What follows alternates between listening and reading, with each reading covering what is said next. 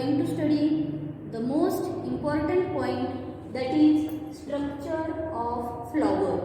So before starting this point, first we have to see what is flower. Flower is a reproductive part of an angiospermic plant which is highly modified and specially meant for process of sexual reproduction. म्हणजेच काय तर flower हा अँजिओस्पर्मिक प्लांटचा reproductive part आहे जो की highly modified आहे आणि त्या अँजिओस्पर्मिक प्लांटमध्ये सेक्शुअल रिप्रोडक्शन कॅरीड आउट करणार आहे. आता फ्लॉवरमध्ये सेक्शुअल रिप्रोडक्शन कसं होईल? It is with the help of two essential whorls, that is androecium and gynoecium. Okay, and that's why this flower is called as reproductive part of an angiospermic plant which is highly modified and specially meant for sexual reproduction. म्हणजेच काय तर flower through sexual reproduction हे carried out होणार आहे. म्हणून आपण इथं फ्लॉवरला काय म्हणतोय? It is a reproductive part which is specially meant for sexual reproduction. Okay, then we have to see structure of a flower. So here this is the diagram of structure of a flower. This diagram shows four main parts.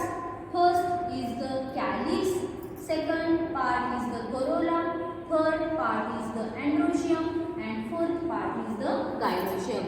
म्हणजेच काय तर जर आपण फ्लॉवरचं structure बघितलं तर त्या फ्लॉवरच्या स्ट्रक्चरमध्ये totally 4 floral होरल्स आहेत.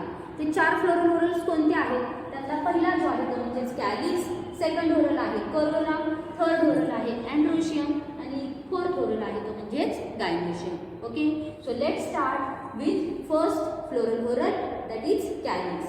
So here this calyx is the first and outermost whorl of the flower. फ्लॉवरचा सगळ्यात आउटरमोस्ट साईडचा पहिला होरल जो आहे तो म्हणजे कोण आहे? कॅलिक्स. म्हणून आपण पहिला पॉईंट काय सांगणार आहे?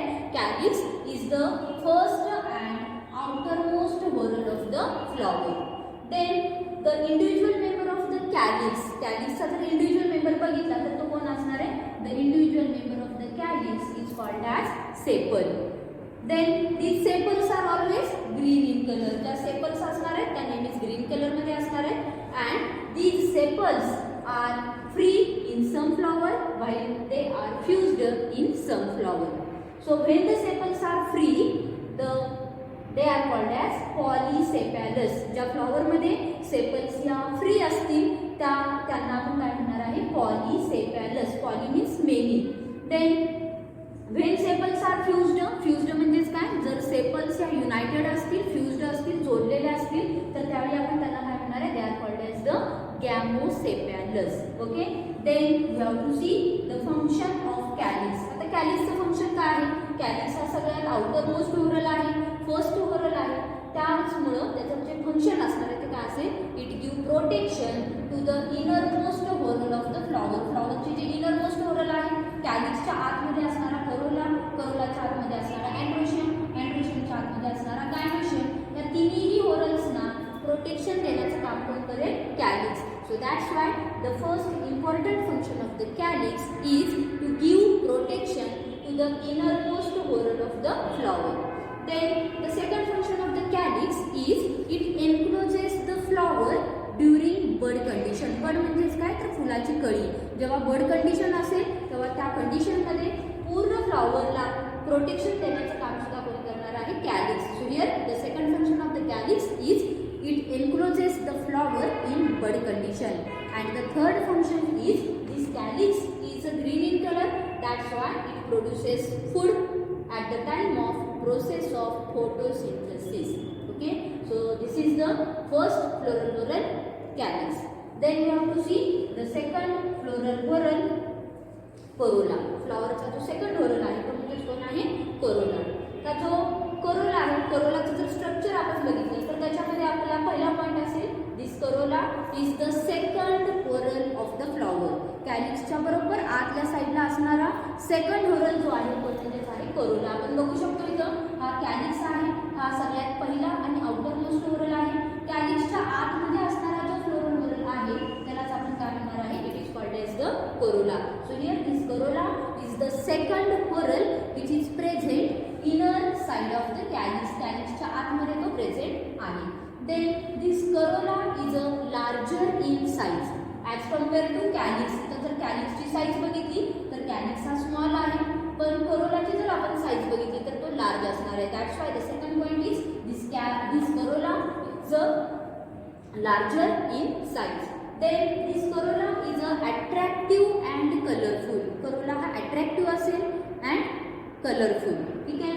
Then the individual member, जसं आपण कॅलिक्सचा इंडिव्हिज्युअल मेंबर बघितला, कॅलिक्सचा इंडिव्हिज्युअल मेंबर सेपल आहे, त्याचप्रमाणे जर आपण करोलाचा इंडिव्हिज्युअल मेंबर बघितला तर तो काय असणार आहे? The individual member of the corolla is called as the petal. So when the petals are free, it is called as polypetalous. जेव्हा पेटल्स ह्या फ्री असतील तेव्हा त्यांना आपण म्हणणार आहे polypetalous. And when the petals are fused, they are called as the gamopetalous. जसं sepals free होत्या तेव्हा त्याला आपण पॉलीसेपॅलस म्हटलं, जेव्हा सेपल्स फ्यूज्ड होत्या तेव्हा त्याला आपण गॅमोसेपॅलस म्हटलं. त्याचप्रमाणे जेव्हा पेटल्स ह्या फ्री असतील तेव्हा त्याला आपण म्हणणार आहे पॉलीपेटॅलस, आणि जेव्हा पेटल्स फ्यूज्ड असतील, जॉईंट असतील, तेव्हा त्याला आपण म्हणणार आहे gamopetalous. Okay. Then we have to see function of corolla. आत्ताच आपण बघितलं करोलाचा थर्ड पॉईंट, करोला हा कलरफुल आहे, अट्रॅक्टिव्ह आहे. त्याचमुळं करोलाचं जे मेन फंक्शन असणार आहे ते to attract the birds and insect for the process of pollination. पॉलिनेशनसाठी एखाद्या बर्ड्सना, इन्सेक्ट्सना अट्रॅक्ट करून घेण्याचं काम कोण करणार आहे? करोला. म्हणून करोलाचं मेन फंक्शन काय असेल? Attraction of insects and bird for the process of pollination.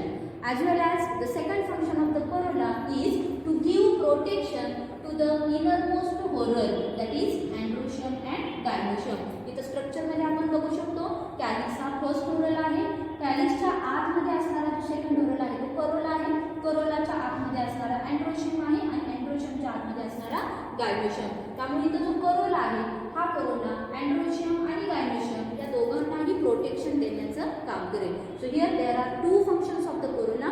First function is to attract the insects and bird for the process of pollination, and the second function is to give protection to the androecium and gynoecium.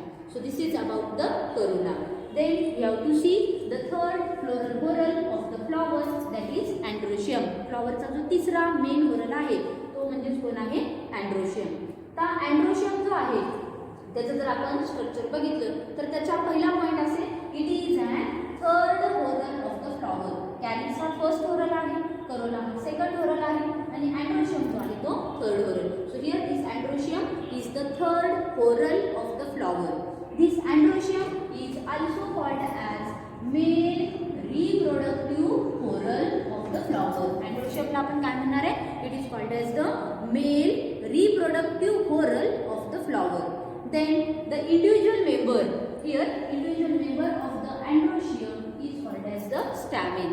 जसा कॅलिक्सचा individual member sepal होता, करोलाचा individual member पेटल होता, त्याचप्रमाणे androeciumचा individual member हा काय असणार आहे? The individual member of the androecium is called as the stamen. Then we have to see structure of the stamen. So here this is the structure. So the structure of stamen can shows three main parts. स्टॅमिनच्या structure मध्ये तीन parts आहेत. कोणते तीन parts आहेत बघा? The first part which is called as the filament. Second part which is called as the anther lobe, and third part which is called as the connective. स्टॅमिनच्या स्ट्रक्चरमध्ये तीन पार्ट्स आहेत. सगळ्यात पहिला जो पार्ट आहे तो म्हणजे फिलामेंट, सेकंड पार्ट आहे तो म्हणजेच अँथर लोब आणि थर्ड पार्ट आहे तो म्हणजेच कनेक्टिव्ह. तर फिलामेंट काय आहे? This filament is the stalk of stamen. स्टॅमेनचा जो स्टॉक आहे त्या स्टॉकलाच आपण काय म्हणणार आहे? Filament. So here this filament is the stalk of stamen. Then the top region of the filament can shows two lobes. जर फिलामेंटचा टॉप रिजन बघितला तर तो टॉप रिजन वरती आपल्याला दोन लोब्स दिसत आहेत. त्या दोन लोब्सला आपण काय म्हणणार आहे? This lobes are called as the anther lobe, and inside this anther lobes the formation of pollen grain is takes place. या अँथर लोबच्या आतमध्ये पोलन ग्रेन फॉर्मेशन होणार आहे. So in some plants there are two anther lobes. So at that time this anther lobe is called as the dithecous anther. जर 2 anther lobe असतील तर त्याला आपण डायथिकस अँथर लोब म्हणणार आहे.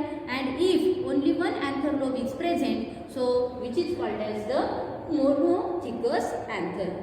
Okay, then the third part is connective. So this connective is present in between the two anther lobes, means that connective connect both anther lobe. दोन्हीही anther lobe ना connect करण्याचं काम कोण करणार आहे? Connective. So these are the three parts of the stamen. First is the filament, which is also called as the stalk of the stamen. Second part is the anther lobe. Inside this anther lobe, formation of pollen grains takes place. And third part is the connective. So here inside the anther lobe, pollen grains are formed. That's why these anther lobes are also called as fertile part of the stamen. Stamenचा जो fertile part आहे त्या part आपण काय म्हणणार आहे? Which is called as the anther lobe. Okay. Then we have to see the fourth floral whorl, that is gynoecium. So here in this structure, here we have to see that this gynoecium is the innermost and fourth whorl of the flower. फ्लॉवरचा जो fourth whorl आहे, सगळ्यात आतमध्ये असणारा जो whorl आहे तो म्हणजे कोण आहे? gynoecium. So here this gynoecium is the fourth and innermost whorl of the flower. So this gynoecium is also called as female reproductive whorl. gynoecium ला आपण काय म्हणणार आहे? It is also called as the female reproductive whorl. जसा androecium आहे त्याला आपण male reproductive whorl म्हणतोय, त्याचप्रमाणे gynoecium ला आपण म्हणणार आहे female reproductive whorl. Then the individual member of the gynoecium is the carpel. जसा androecium चा individual member हा stamen होता, त्याचप्रमाणे gynoecium चा individual member हा काय असणार आहे? carpel. Then we have to see the structure of a carpel. आता जर कार्पेलचं स्ट्रक्चर आपण बघितलं तर त्याच्यामध्ये तुम्हाला 3 पार्ट्स दिसतील. 3 पार्ट्स कोणते आहेत बघा? The first part which is called as the ovary, which is present at the base of the carpel. Then second part is called as the style, and uppermost part is called as the stigma. कार्पेलच्या स्ट्रक्चरमध्ये 3 parts आहेत. The structure of carpel can shows 3 main parts. First is the ovary, second is the style and third is the stigma. तर ovary कुठे present आहे? This ovary is a small and swollen structure which is present at the base of carpel. कार्पेलच्या बेसला जो swollen झालेला structure आहे त्यालाच आपण काय म्हणणार आहे? ओरी. सो इनसाइड दिस ओरी ovule formation is takes place. तर आपण बघू शकतो त्या ओव्ह्यूलच्या आतमध्ये तुम्हाला ओव्ह्यूल्स दिसत आहेत. So what is the function of ovary? Formation of ovule. Then the second part of the carpel which is the style. So this style is a narrow and tubular structure which connect ovary to the stigma. ओरीला स्टिग्मापर्यंत जोडण्याचं काम कोण करणार आहे? तर style. म्हणून आपण स्टाइलला काय म्हणतो? It is called as the connecting link between ovary and stigma. And the third part is stigma. The stigma can secrete the sugary stigmatic secretion when the pollen grains are present on the stigma. जेव्हा pollination होईल, pollination झाल्यानंतर जेव्हा pollen grain स्टिग्मावरती येतील तेव्हा automatically the stigma sugary stigmatic secretion secret करेल. As a result these pollen grains finally comes in the style and later on they comes in the ovary, and then this ovary get ripe and this ripened part of the ovary which is called as the fruit. So here this is the structure of flower in which we have to see the first whorl, that is calyx, second whorl, that is corolla,